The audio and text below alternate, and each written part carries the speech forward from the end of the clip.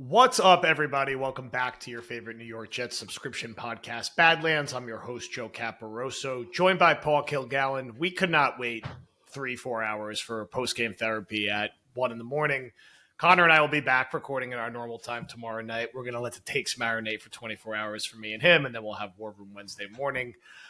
The New York Jets are 0-4, and they lost in stupid, embarrassing, less competitive than the score looked fashion, 27-21 to the Miami Dolphins. I think we just got to go a little scorched earth here and get it off our chest, PK. Coming from you and I, who are probably on the Badlands optimism scale, I'd put you as probably the most optimistic, me in the top 3 or 4, so more in that range. How are you feeling after watching this game? And then I'll go.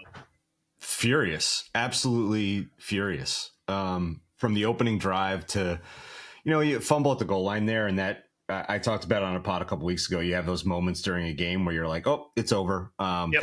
That was one tonight. Like, you're like, okay, they're never going to come back from this. And then Miami just goes down the field and 96 yards or whatever, 10 plays, chewed up 9 minutes of clock. So you start yourself. Somebody on the pregame show today put in the comment section that, like, it feels like we're in a 10-0 hole, like every single game. And before you could blink, it was 10-0 tonight.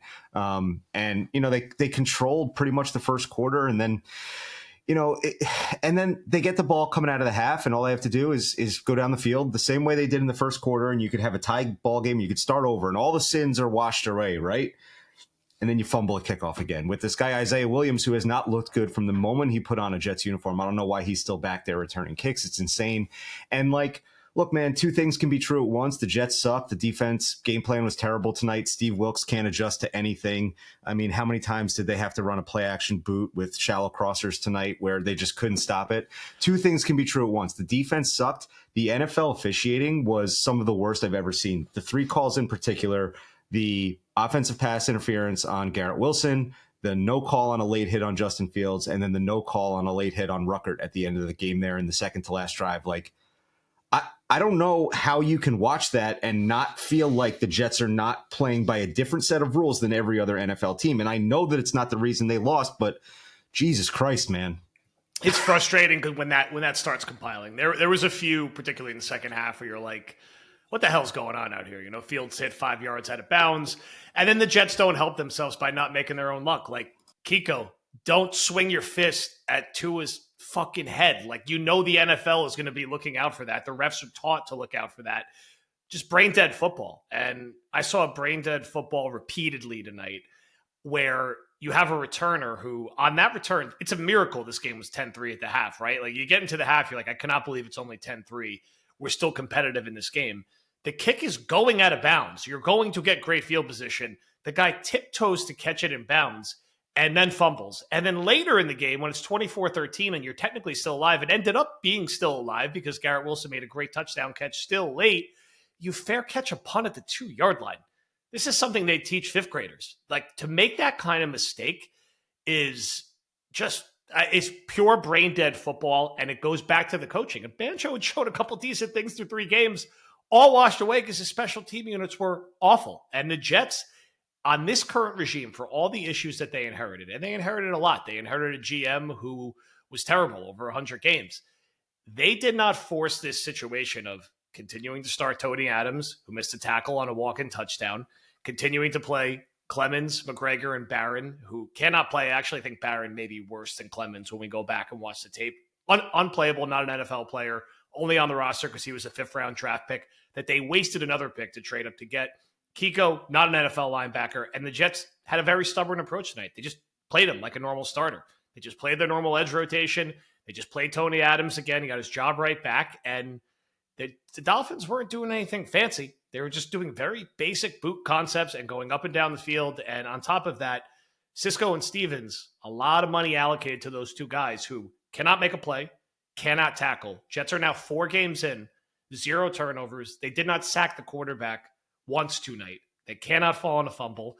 And all these things compound, and Miami's a bad enough team that, you only end up losing 27-21. Although, again, a lot of that ends up kind of being garbage time fodder. There's no moral victory discussion. You're 0-4. It's you, the Titans, and the Saints. Like that is the tier you're in now. And until you win a football game, you're rightfully being discussed as, who are we taking first overall? Who is the quarterback we should be taking first overall? And, Fields had an electric touchdown run tonight. He settled in a little bit in the second half.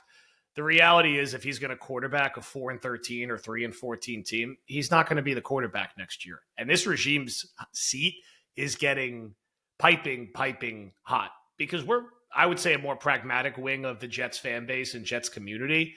And I don't hear a lot of discourse for patience out there. Jet fans can accept losing, I think. They know how to endure it. When they see the stupidity and the penalties and the illegal shifts, all the same stuff from last year, that's where the patience is going to wear thin. I don't think anyone watched that game tonight and left being like, oh, Miami's figured it out. They're good. They're just better than the Jets. I think they watched the Jets have a brain-dead returner. I think they watched the coaching staff play a little forfeit football and punt the ball away when they didn't need to, which nobody wants to see. You're counting on your defense to get a stop with how they've been playing all game? And you're seeing repeated penalties on offense that are avoidable, which put your quarterback, who's already limited, on 2nd and 15. And for poor Garrett Wilson, and to a lesser extent Breece Hall, like, there's nowhere else to go with the football. Mason Taylor, to be fair to him, had a nice game tonight. There were some signs there. Josh Reynolds, 0 catches. Arian Smith, nothing. Alan Lazar got a penalty from what I remember. It's just all kind of clumping together, and the coaching staff's going to take it on the chin, man, and they're going to keep taking it, and so is Muji, until they win football games. And if you can't win this game, I don't know where the one is that you're circling. It's the NFL, man. You're supposed to randomly be able to stumble into some victories, even if you're not the better team. And I thought tonight was just unacceptable end to end. From the second that ball was punched out of Braylon Allen's hand, that loser sort of mentality, that shadow went back over the sideline, and just about every player out there, outside of maybe Garrett Wilson and a few others, it seems to, capture almost all of them. And I just think, like, it's such a kick in the teeth in my mind where that play happens and you let the Dolphins go 94 yards. It's 4th and goal at the 5-yard line, not the 1-yard line, not the 2-yard line. They don't even consider not going for it. Of course they're going for it. And they're going right to the back of the end zone on Sauce Gardner, the Jets' highest paid player, second highest paid player, to a tight end who's effectively been out of the league. And perfect example where you could say what you want about Sauce, you could defend him, he gets criticized too much. You have to make a goddamn play, man. Make a play. It's 4th down. That is exactly what you are paid to do, is to make sure he does not come down with that football, no matter what. Maybe you can't intercept the football, you don't get an opportunity to. The play's there to be made, and you can't do it. And it's 10-0. Expecting this kind of offense to come back, it's just not fair, and it's not going to happen. And there are a couple little things here or there where you could see the kind of team they want to be running the football. No, now Braylon Allen's probably done for the year, but still, you have Breece and Isaiah Davis. But man, it's bad, right? And I think hands up for us who are like, hey, this could be a 7-8 win team, right? It's not. It looks like a 3 or 4 win team, maybe. And you have people who need to stop me, right? I said they could win this game narrowly. I said they'd lose the last 2 weeks. I said they could win this game narrowly. This team does not deserve to be picked to win a football game. They've shown no ability to know how to win a football game. Starting 0-4, man. I'm like, Aaron Gase at least won one of his first 4 games. Adam Gase won one of his first 4 games. Robert Saleh won one of his first 4 games. Where do you go from here now, right? 0-4, back home to play Dallas, which is going to be an empty stadium filled with Cowboys fans. Where do you go from here with this first-year regime? Now, I think you're in evaluation mode now, and it sucks to be there 4 weeks into the season. This is a big press conference for Aaron Glenn tonight. He's on right now. He looks pissed off. Hopefully he's going scorched earth on the team, the referees, everybody, the league. Like, go nuts, because if you don't, it's going to get louder for you now. Right, wrong, or indifferent, right? Like you said, it's starting to feel like the regime's seat is hot. So you better start fighting. And that starts tonight in front of a podium, unfortunately. They also just showed that the Jets are -7 in turnover differential, the worst in the NFL. Haven't gotten a takeaway yet. Here's the thing, man. Can't make it up. It's like unbelievable. It's almost mathematically impossible. Yeah. Here's the thing. First downs, they 23-19, they edged out Miami. Rushing for meaningless stat there. Third down efficiency, they were better than Miami. Total plays, they were better than Miami. Total yards, they were better than Miami. Number of drives, they were better than Miami. Yards per play, they were almost 2 full yards better than Miami. More passing yards by 30 yards. More rushing yards by 80 yards. Like, how do you lose this game? The way you lose this game is turnovers and penalties. 13 penalties for 101 yards. I mean, the break the box with Rich is going to be incredible this week because if you look at this box score, by no metric should the Jets have lost this game. And the funny thing about that is that if we're talking, I said on a pod a couple weeks ago, like, I'm okay with moral victories at this point because we don't have any real ones, right? So let's try to grab at something. Even on the scale of moral victories, this was the lowest, right? This is not a moral victory in any way, shape, or form whatsoever. Looking at this box score is breaking my brain. I don't understand how you can control a game like that and come away with nothing. It makes no sense to me. They have to go into self-evaluation mode. And I think, like, for all the talk about accountability early on and you cut Xavier Gipson after week 1, okay, cool, whatever. It needs to go into extreme mode here because you're no longer playing for anything this season. So what's the harm in benching Clemens or cutting McGregor or kicking Isaiah Williams back to the curb and saying, well, we'll put anybody back there other than the guys who are going to fumble? Like, you're not winning games, so take guys off the street, do whatever you need to do. Extreme accountability the rest of the year. Yeah, I don't think they have any other choice, right? And I think what you see with a lot of these, what you see with the box score tonight is when they need it, they can't make a play, right? They can go toe-to-toe, they can get the advantage. When they got to get off the field, they can't get off the field. And it's guys that we thought could be key playmakers for them who are not making it, right? Braylon Allen, everyone loved his training camp. There's a clip of him running. He's the next Derrick Henry. Reaching for the end zone, he's trying to make a play. I get it, but that needs to be a touchdown. Sauce Gardner needs to stop the Darren Waller touchdown. They paid Cisco and Tony Adams, to make tackles and not let guys walk into the end zone on them. Stevens effectively is unplayable. Brees is fine tonight, but I don't know, man. Like, you need to score touchdowns and you need to make a big play. Like, you need like a 40, 50-yard touchdown run. That's how this offense works, right?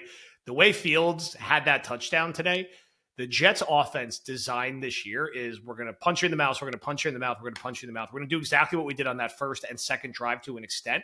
And then eventually you're going to wear down and Fields is going to rip off a 50-yard touchdown run. But Breece Hall needs to hold up his end of that equation, and he's just not that guy, man. Like, you're not an elite running back in the league if you cannot get into the end zone and you cannot make some plays out of absolutely nothing. The only guy who's consistently making plays when they're not really there is Garrett Wilson when he's given the opportunity, and he just has nobody opposite him at receiver. Again, I hope tonight is a good stepping block for Mason Taylor. I continue not to be as down on the offensive line. I think they move the ball well in the running game. I think sometimes the sacks are really more of a function of Fields holding the ball too long and not reading or setting the protections right. I think some of that is defaulting back to him. I don't see some massive offensive line problem with this team. I see a slow pass rushing group that does not make plays. I see a really bad collection of linebackers right now with Quincy gone. And I see an overpaid guy in Sauce at the moment who's getting paid a lot of money and is not playing to the contract. And beyond that, the rest of the secondary, man, like, Stevens needs to be benched for Thomas. Adams needs to be benched for more. And those guys are still going to make mistakes because they're rookies, but at least see what you have. And even Cisco at this point looks borderline unplayable. And then if you're going to go be on top of that and be bad on specials and leave the ball in the field and like not flip around, they're not coached up well enough in the little things either. Like, it seems to just be like randomly ad hoc when they decide to be aggressive or when they decide not to be aggressive. Like, they'll kind of default into this weird forfeit football, but then they'll go for it and be more aggressive. It's like they don't have that rhythm felt out yet, and I understand. No identity. Yeah, there's not an identity, right? And the rookie coaching staff only goes so far when you're playing other teams who are not going to be good. I still think Miami's probably going to win 5 or 6 games this year. The problem is the Jets look like they're going to win 2, 3, or 4 games this year. And look, we get this question a million times over, right, in the Discord. Are you now willing to say that they could get fired after year 1? Should they be fired after year 1? What are the positives? I'll meditate on this more. I'll talk about it more tomorrow. I don't think, as of this moment, they're still going to get fired after year 1. Is it inching towards being a conversation? Yeah. I mean, you go 0-5, 0-6, 0-7. It starts to be a conversation, whether it should be or it shouldn't be. And there's too many glaring things that people can easily point to for this regime that they need to just find a way to fix. Like, you got to just be like, you know what? We got it wrong with Stevens and Cisco and Clemens and Adams and the returner, and we're just going to get them off the field. And if you're going to go out and lose with some rookies and undrafted free agents and trying different things, I think people will be a little more tolerable of it. But if you're going to just keep running out this Barron, Clemens, McGregor pass rush, and teams are just kind of like laughing in your face because it's the easiest thing in the world to move up and down the field on, that's where people's brains are going to break. And Glenn won't get any of that extra special goodwill if the Jets end up with an historically bad season. Which, look, maybe they won't, right? Maybe eventually they'll win a couple of games and they'll just be your normal 4-13 Jets team, and they'll get the second year, which, when it's all said and done, you can make a case makes sense and is reasonable. But while something like this is raw, man, like, you look exactly like the worst version of the Saleh and Gase Jets right now. You're losing in primetime convincingly to a bad team. You're 0-2 in the division. Your season's over, not even before Halloween, before October. So, that's what they're going to have to deal with. And you cannot say people are overreacting. They're going to be getting killed by the local media, as they should. I mean, I'm sorry, like, you're 0-4, like, that is what it is. And this game, again, really wasn't as close as the score indicated. I think kind of like the Tampa game, you had sort of an amazing play there that got you back in it, but it's not been pretty. What else? What other thoughts are bouncing around your head? I mean, I don't think you get fired for wins and losses. Like, you could go 0-16 and you could sell ownership on, hey, this is how the Lions trajectory works, right? I take the first year to take stock and, instill what I need to instill, and then it starts to get better from there. You will get fired for the manner in which you're losing, which is the manner that they're losing right now. It's all the dumb little things. It's the unwillingness to change. It's the inflexibility on defense. It's getting beat on third down over and over again. It's having 13 penalties for over 100 yards. It's fumbling in the red zone. It's all of those things are what contribute to you getting fired. The mental mistakes, all of that shit will pile up. And like you said, it'll hit a critical mass boiling point where it's like, no, you didn't see any improvement. You're not playing tough. The players are sulking. You're giving up on the sidelines. At one point in the fourth quarter, when they got the ball down near their own end zone, Breece Hall he got the ball and he just ran into the back of the offensive lineman. And if he bounced it out left, he could have gotten 5, 6, 7 yards. And who knows, maybe at that point, maybe you make a guy miss and you can get a little more. He just ran into the back of the line and he's sulking on the sidelines again. And look, I get that it's tough for these young guys who have been in this losing shit mess for 4 or 5 years. I get it, man. It sucks. But like, at some point, are you buying into what your coaches are trying to pitch you on or not? And if they're not, then that's either the player's problem or it's another coaching problem now, where we have a staff that once again is falling on deaf ears because nobody respects them and wants to listen to them. And that's what gets you fired after a year. Yeah, I mean, are you part of the problem or are you part of the solution? And to be fair, we don't know if any on the coaching staff is going to be part of the solution yet either, where, if you're Glenn and you were brought here as a defensive coordinator and your defense is this bad, at what point do you have to make some type of a change publicly and say, I'm taking over defensive play calling duties, and you make it that much clearer Wilkes is going to be a one and done guy, which I see no way he cannot be at this point. I'm going to be very patient with Tanner, and when I see him with a different quarterback, which I think will get an opportunity to have here. And I know everyone's already decided in September that this year's quarterback class is terrible, and the year after's quarterback class is amazing, because that doesn't happen every single year in this cycle. I'd say let's give it a little time, and we'll have plenty of time to talk about all the different quarterback options that they're going to have, whether it's for this coaching staff or a different coaching staff. I think it will still be for this coaching staff, but for the sake of conversation, can I push back a little bit on the Justin Fields thing? Because he was 20 of 27 tonight for 200-ish yards, 20 of 27 for 226. He averaged 8.5, a TD, no picks. The sacks are a problem. The fumbles are a problem. I thought when he was given the ability to operate tonight, he kind of looked okay. On the eye test, I thought he was holding the ball too long on almost every play, but he seemed to bail himself out of it somewhat often. Let me step back and ask this. How come it takes until the third quarter when you're down by 14 to start aggressively targeting Garrett Wilson when he is the only playmaking pass catcher you have on this entire team? Yeah. How come Justin Fields looks so scared to throw the ball in the first two quarters? Are they enabling him? Are they empowering him? We've talked on multiple different pods on this network about how Justin Fields needs belief. He needs a coaching staff who is behind him and says, cut it loose, kid, go fucking nuts, right? Throw the ball all over the yard, run if you want to. Like, that's what he needs. Why does he look so scared? Yeah. What are you doing to address that? And I'm not saying that he's the answer long term. I'm saying that there is something that they need to solve there with him because he did not put up a stinker tonight by any means. No, he wasn't. He wasn't the reason they lost this game, right? And you could see again what they want this offense to be with him. There are a couple times in the second half where you get to play action down the field to Garrett Wilson. You get to play action down the field to Mason Taylor. Off the running game, you see what he could do with his legs. I think he ran in for like 70 or 80 yards tonight. It's just, why is it so choppy? Why is it so inconsistent? And with Garrett, you just have to find ways to move him around and get him in the slot and get him freed up. And then, Fields has to keep targeting him aggressively. I do think there were a couple times likely where you just got to put it up to him and let him make a play, which he generally always finds a way to do. And Fields will be a little bit of a roller coaster. There's going to be a couple of games this year where we're like, wow, like could really be something. There's going to be some games like the Buffalo game where it's just not going to be there. I'm worried that they're just very poorly coached right now. I don't really know how else to sugarcoat it. I don't know how you would watch that game objectively and be like, this is a well-run, operation. They got everything flowing here. They're just lacking in talent. There are certain plays where you're like, it doesn't matter what they call it. They just don't have the talent. That really wasn't the case tonight. Tonight was just sloppy, stupid football. There's a lot of pre-snap avoidable penalties. It was a lot of dumb turnovers by guys who should not be put into the positions that they were put in overall.